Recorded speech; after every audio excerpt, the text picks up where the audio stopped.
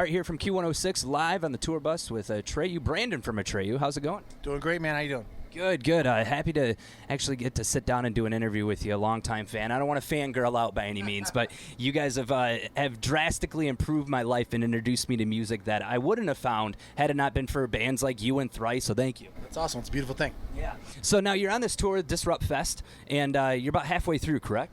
Yeah, about halfway through. So far, it's been awesome, man. Yeah. Now, I've asked Thrice this, and I asked Sum 41 this. Do you like the festivals more? Do you like the intimate venues like something like St. Andrews or the Machine Shop or the Loft? They both kind of have their allure. You know, I feel like they both offer you a different feeling. You know what I'm saying? It's like saying, like, do you like pizza or do you like ice cream? It's like two totally different things. Yeah.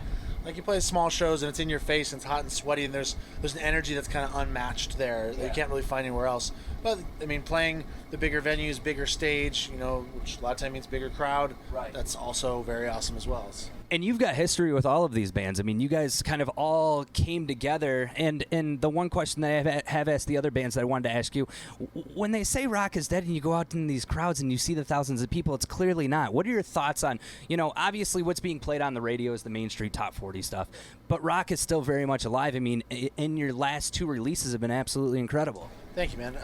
I think that saying any music is dead is crazy. Yeah. I think that music will always outlive whatever's cool or whatever ebb and flow the world is going through. I feel like rock music is same thing. Everything is, you know, cyclical. It goes in circles and cycles, and you know, it's like the 80s were really cool, then the 90s were really cool, then this is really cool, then hip hop will be king, and then rock will be king, and then it'll go back and forth and back and forth. You know, EDM has had a giant moment for a long time, and like everyone's like, "Oh, EDM's dead." It's like, well, there's Right. there's thousands and thousands of people at clubs and DJ shows and festivals and all that shit around the world that would go against that. Same thing with rock music. You know, it's just we're all out here because we love it and aren't really paying attention to the other stuff. You know, the ups and downs are part of the business, and I think that those people that come out to the shows are always making it worth it. It's very evident that it's not dead. You know. Now, do you attribute the success to Atreyu? And again, I asked the other members this, and it's kind of like the norm around the festival here is a lot of the same members have been in the same bands for so long. I mean, when you look at, you know, Atreyu, you guys have all been together since 1996 for the most part. We have one member. Our new guy has been in the band now for about 12 years. Yeah. Or something like that, longer. Yeah, and that's the newest member. I mean, when you think about that, do you attribute that to the success of the band because it's a group of guys that have their, for lack of a better word, shit together, that know what they're doing? I think consistency is always key with anything. I think that, you know, we've been, you know, the same members for so long. We grew up together. There's nothing put together about our band, you know, so it's like, I think that, you know, you have 5 brains making music. Wherever the genre or the style takes you, it's always those 5 brains making the music, and people can connect to that and find, you know, familiarity in that. Same thing with Thrice. I think Thrice had the same dudes since day one. You know, the Used is, you know, half the dudes are since day one. Like a lot of the bands on this tour are the same thing. So what bands do you look up to right now that are either have been out for a while or bands that you've listened to forever that have helped influence and shape Atreyu? I think a band that's there's a couple bands for us that are still kind of doing it. I mean, In Flames has always been a band that we came up on. We loved In Flames, and like, you know, we've gotten a handful of opportunities to play some shows with them. Funny story, our friend Tanner, who's a San Diego kid that we grew up with as well, played in a bunch of other bands, now plays drums in In Flames. So that's crazy. I'm always like texting him like, you're an asshole. Like, like what's that like? That's, you know, a dream gig. Yeah, so they're definitely a band that's still doing it, still killing it. You know, love to do a tour with a band like that or something like that. You know, a lot of bands on this tour, I love the Used. I mean, the Used has given us multiple opportunities over the years to kind of get out and play to a different crowd. One of the first kind of pivots in our career was we did a tour with the Used and a tour with Take 'Em Back Sunday back to back, and that was the first time where it was like we had done Warped, we had done Ozfest, but a lot of it, we were a heavy band, a metal band, you know. So that was kind of what we always played in front of. We would get like Lamb of God tours and things like that, where it was like metal. And that was the first opportunity to go the complete opposite way. And it was like people were terrified, but by song 3 they were into it. And like that made a huge jump in our career and a huge pivot to open up like the radio world and the rock world way more. So, you know, they're definitely a band that I love, you know, being out here with as well. So. And it's something, it's crazy too when you look at it, your guys' longevity and the success of the band continues to shine. I mean, right now you guys have a top hit on the rock stations, and it's across the country. When you look at that one moment, yeah, I know that you just mentioned the Taking Back Sunday and the Used thing that kind of, you know, shaped you guys into that next pivotal moment. But when you think about it, is there one specific thing that you remember to where it's like, wow, like we are completing what we've wanted to do as a dream, it's finally coming true? I mean, I think those things still happen, you know.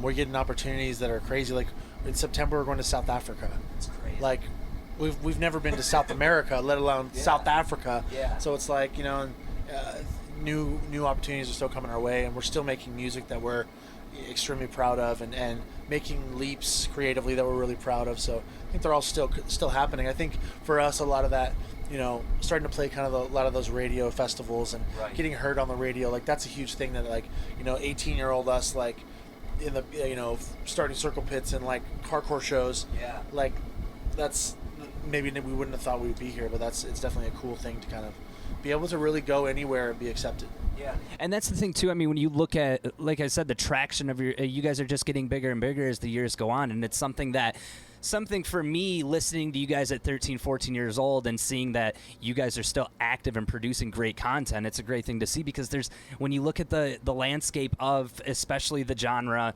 of what you guys produce for the most part, it's hard to get on and stay on. Yeah, absolutely. I mean, we're very lucky. I think that obviously we took a little bit of a break for a few years, and I think that was the best thing we could have done. I think that allowed us to come back and write the music that we're writing, and you know, it's really cool. I mean, a lot of our fans stuck with us the whole time, and you know, this is our 20-year anniversary this year. But then every time we play shows, it's like, how many times?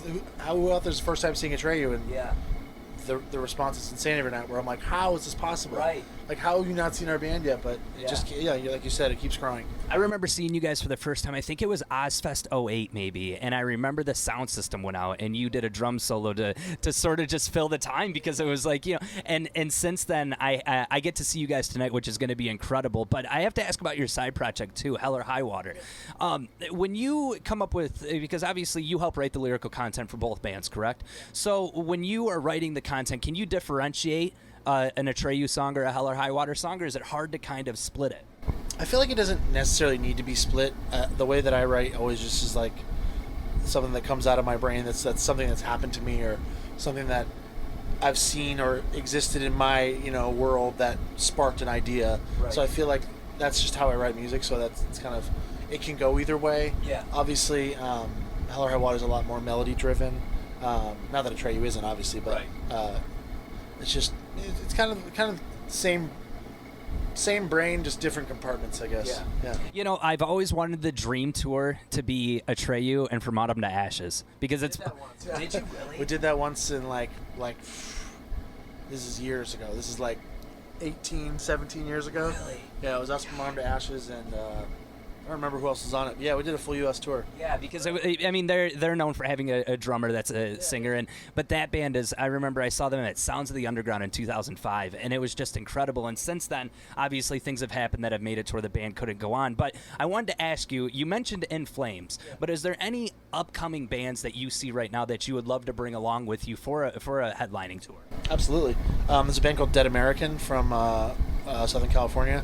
It's actually Cove Reber, who used to sing in Seosin. Oh, okay.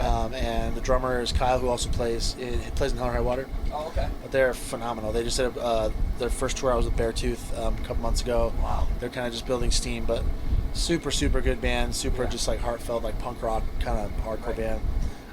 They're definitely an up-and-comer that I love. Who else? It's hard to remember.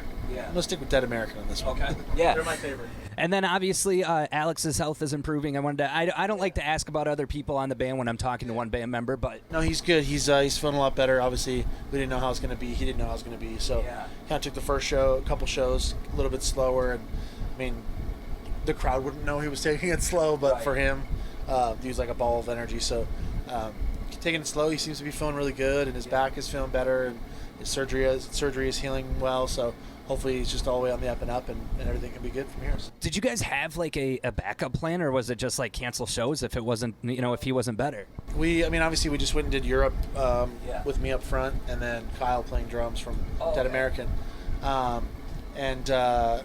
Obviously we had just done that, so it was like sort of in the back of our heads where like, if he's still not well, like we know that we can do this, right? And it's rehearsed and it's well put together. So we kind of had that on the back burner, but I don't think we even really fully thought that or wanted to think that because we just wanted Al to get back and be healthy. You don't want to put it out there either, No. Like you want to just be like, hey, it's going to go as planned, and then see what happens. Yeah, and he was very optimistic, and like a couple weeks before the tour started, he started singing to see how his surgery healing felt. It's all in the stomach and everything. And he had back issues and his too, back right? issues as well. He started doing like light exercise and light cardio to see how his back was holding up, and there wasn't any issues. So luckily we're here. And you guys have a busy rest of 2019. Looking into 2020, anything that you could share with us as far as the plans for the band?